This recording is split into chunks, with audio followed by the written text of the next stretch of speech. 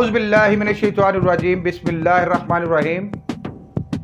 नाज़रीन, बर्रे सगीर पर सबसे तवील अरसा कायम रहने वाली मुग़लिया सल्तनत की डॉक्यूमेंट्री के सिलसिला में हमने गुज़िश्ता 2 अक़सात में मुग़लिया सल्तनत का तारुफ, उसका एक अजमाली खाका और उसके पहले हुक्मरान और बानी ज़हीरुद्दीन बाबर के बारे में जाना। मैं साजिद भट्टी और आप देख रहे हैं हमारी सीरीज़ वो कौन लोग थे। और आज हम मुग़लिया सल्तनत के अरूज व ज़वाल की सीरीज़ में चौथी किस्त में मुग़लिया सल्तनत के तीसरे हुक्मरान नसीरुद्दीन हमायूं के बेटे जलालुद्दीन अकबर, जिसे अकबर आज़म भी कहा जाता है, उसकी तारीख के बारे में बात करेंगे। इस वीडियो में हम देखेंगे कि जलालुद्दीन अकबर कब हुक्मरान बना, जलालुद्दीन अकबर की मशहूर जंगें कौन कौन सी थी, दीन अकबरी क्या था, जोधा बाई कौन थी और अकबर के 9 रतन कौन थे। अगर ये वीडियो आपको पसंद आ रही है तो इसको लाइक कीजिए, शेयर कीजिए और मज़ीद मालूमाती वीडियोस हासिल करने के लिए चैनल को सब्सक्राइब कर लीजिए और बेल आइकन को दबाइए। नाज़रीन, जब शहनशाह नसीरुद्दीन हमायूं शेरशाह सूरी से जंग हारने और इक़्तिदार छिन जाने की वजह से ईरान की तरफ आज़म सफ़र हुआ तो उसने सिंध के इलाके अमरकोट यानी मौजूदा उमरकोट में क़याम किया। यहीं उसने हमीदा बानो नामी एक खातून से शादी कर ली, जिसके यहाँ 1542 ईस्वी में जलालुद्दीन अकबर की पैदाइश हुई। पैदाइश के बाद जलालुद्दीन अकबर चचा के साथ कंधार चला जाता है। सन 1545 को जब हमायूं ने कंधार और काबुल फतह कर लिए तो जलालुद्दीन अकबर वापस अपने वालिद के पास आ जाता है। सन 1555 ईस्वी में हमायूं ने जलालुद्दीन अकबर को पंजाब का गवर्नर और अपना वली अहद नामजद कर दिया। फरवरी सन 1556 में जब सुल्तान जलालुद्दीन बैरम खान के साथ सिकंदर सूरी के साथ नमर्द आजमा था तो नसीरुद्दीन हमायूं का इंतकाल हो जाता है। बैरम खान ने वहीं 14 फरवरी सन 1556 ईस्वी को जलालुद्दीन अकबर की ताजपोशी कर दी और इस तरह 14 साल की उम्र में जलालुद्दीन हिंदुस्तान का सुल्तान बन गया।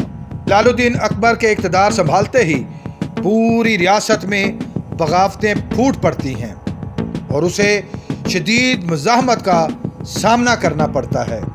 राजपूताना के राजपूत राणा दुर्गावती की क़यादत में जमा होकर उसके खिलाफ उठ खड़े होते हैं। कश्मीर और सिंध के हुक्मरान भी बगावत कर देते हैं। गुजरात, दक्कन और जियानगर की रियासतें भी मुखालफत पर उतर आती हैं, मगर जलालुद्दीन अकबर हौसला नहीं हारता और उनकी सरकोबी के लिए निकल खड़ा होता है और इस तरह वह इन तमाम बगावतों को कुचल कर अपनी रियासत को मुस्तहकम करने में कामयाब हो जाता है। जलालुद्दीन अकबर के मार्कों की एक लंबी फहरिस्त है, जिसमें वो सन 1556 ईस्वी में ही दिल्ली, आगरा, ग्वालियर, अजमेर और जौनपुर फतह कर लेता है। सन 1562 ईस्वी में मालवा, 1564 को गोएडदाना, 1568 ईस्वी में चित्तौर, 1569 में रतनपुर और अलंचर, 1571 ईस्वी में काबुल, 1576 में गुजरात, 1585 में कश्मीर और सिंध, 1592 में उड़ीसा, 1595 में कंधार, बलूचिस्तान और असीरगढ़, जबकि 1600 ईस्वी में अहमदनगर को फतह करता है। इस ज़माने में मुग़लिया सल्तनत बंगाल से अफ़गानिस्तान और कश्मीर से दक्खन तक फैल चुकी थी। जलालुद्दीन अकबर ने अपनी वसी रियासत के इंतज़ाम को बेहतर अंदाज में चलाने के लिए उसके 14 सूबे बनाए और मज़ीद ये कि उसने अपना एक थिंक टैंक बनाया जिसे तारीख में अकबर के 9 रतन के नाम से जाना जाता है। 9 रतन का मतलब 9 मोती है। ये 9 लोग अकबर के मुशीराने ख़ास थे, जिनके वजह से उसने बेहतर अंदाज़े हुक्मरानी अपनाते हुए शोहरत पाई। उसके 9 रत्नों में राजा बीरबल, अबुल फजल फैज़ी, अबुल फजल इलामी, तानसीन, अब्दुल रहीम खान खाना, राजा मान सिंह, मुल्ला दो प्याजा, राजा टूडरमल और मिर्ज़ा अजीज़ शामिल थे। अकबर के 9 रत्नों का ताल्लुक मुख्तलिफ मज़ाहिब से था। क्योंकि जलालुद्दीन अकबर हिंदुस्तानी नहीं था, इसलिए उसकी शदीद मुखालफत भी थी। इसी मुखालफत को कम या ख़त्म करने के लिए अकबर ने बहुत से मुतनाज़ा इक़दामात भी उठाए, जो उसके माथे पर एक स्याह धब्बे की हैसियत रखते हैं। उन्हीं में से उसका एक नया मज़हब तश्कील देना भी था। हुआ कुछ यूँ कि जलालुद्दीन अकबर के मुशीरान और दरबारियों ने उसे ये मशवरा दिया कि हिंदुस्तान में उसकी मुखालफत की बड़ी वजह उसका मुसलमान होना है, लिहाजा एक ऐसा मज़हब तश्कील दिया जाए जिसे तमाम लोग कबूल करें और मज़हब की यह तफरीक ख़त्म हो जाए। मुशीरान के मशवरे और दरबारी मुल्लाओं और पंडितों की आशीर्वाद से उसने नए मज़हब की बुनियाद रखी, जिसे तारीख में दीन अकबरी या दीन इलाही के नाम से जाना जाता है। ये मज़हब हिंदुइज़म, इस्लाम और सिखिज़म की तालीमात का मरगूबा था। इस मज़हब के अकायद में बादशाह को सजदा करना लाजिम था। सूद, जुआ, शराब नोशी और ज़िना जायज़ थे। इस्लामी फ़राइज़ लाजिम न थे। एक ही इबादतगाह में बैक वक्त नमाज भी अदा की जाती थी और भजन भी गाए जाते थे। शादी के लिए मज़हब की कोई कैद न थी। जलालुद्दीन अकबर ने कलमा तैयबा में भी अपना नाम शामिल करवा दिया। दरबारी मुल्लाओं, अफसरशाही और पंडितों ने सबसे पहले इस दीन को कबूल किया। जब हजरत मुजद्दद अल-अफ़सानी रहमतुल्लाह अलैह को इल्म हुआ तो वो हक का अलम उठाए खुद आगरा पहुंचे। आपने अकबर के दरबारियों और मुशीरान के सामने तकरीर की और अकबर के लिए पैगाम भेजा कि इस कुफरिया इक़दाम से बाज आ जाए। ये दौलत, जाहो हशमत और इक़्तिदार आनी जानी चीज़ है और इसकी खातिर अपना ईमान ख़राब न करे। जब शहनशाह अकबर को यह पैगाम पहुंचा तो उसने हज़रत मुजद्दद अल-अफ़सानी रहमतुल्लाह अलैह को मुनाज़रे की दावत दी। आपने दावत कबूल फरमाई और दरबार में पहुंच गए। दूसरी तरफ अल्लाह रब्बुल इज़्ज़त को शायद ये कबूल न था कि एक दुनियादार के साथ एक वलीउल्लाह की बहस हो। जो ही मुनाज़रे का आगाज़ हुआ, तूफ़ानी हवाएं चलने लगीं और तमाम दरबार के खेमे उखड़ गए। जलालुद्दीन अकबर और उसके चंद दरबारी ज़ख्मी हो जाते हैं, जबकि हज़रत मुजद्दद अल-अफ़सानी रहमतुल्लाह अलैह और उनके साथियों को खराश तक नहीं आती। कहा जाता है कि इन्हीं ज़ख्मों की वजह से बाद में शहनशाह अकबर की वफ़ात हुई। उसी ज़माने में पंजाब से एक सपूत राय अब्दुल्ला अल मारूफ दुल्ला भट्टी भी दीन अकबरी की मुखालफत में उठ खड़ा हुआ और इसी बिना पर इंतकाम का निशाना बनाते हुए उसे शहीद कर दिया जाता है।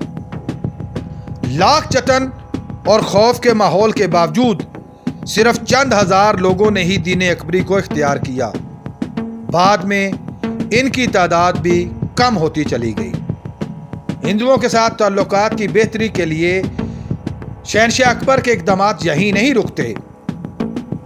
उसके बाद शहनशाह अकबर ने जयपुर की रियासत आमीर के राजा भारोल की बेटी जोधा बाई से शादी का इजहार किया।